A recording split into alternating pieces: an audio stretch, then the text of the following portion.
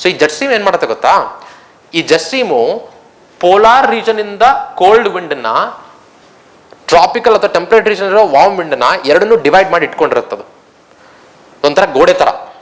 ಇದು ಸ್ಟ್ರಾಂಗ್ ಎಷ್ಟಿರುತ್ತೋ ಇಲ್ಲಿಂದ ಗಾಳಿ ಇಲ್ಲಿಗೆ ಬರಲ್ಲ, ಇಲ್ಲಿ ಗಾಳಿ ಅಲ್ಲಿಗೆ ಹೋಗಲ್ಲ.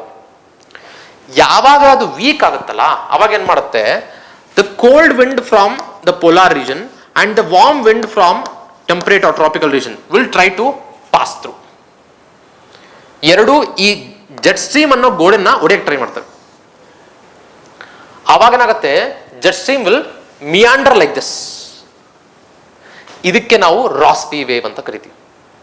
So this happens usually during the summer time when the polar vortex will be weak.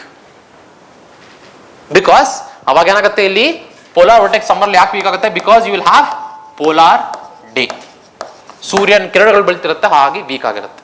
So ಆವಾಗ ಜೆಟ್ ಸ್ಟ್ರೀಮ್ ಏನಾಗುತ್ತೆ, ವೀಕ್ ಆಗುತ್ತೆ, ಅವಾಗ ಅದು ಮಿಯಾಂಡರ್ ಸ್ಟಾರ್ಟ್ ಆಗುತ್ತೆ.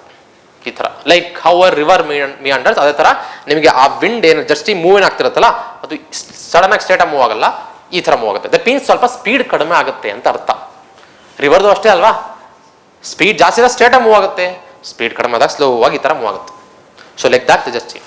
So such kind of undulation of the jet stream is called Rossby waves ಅಂತ ಕರೀತಾರೆ.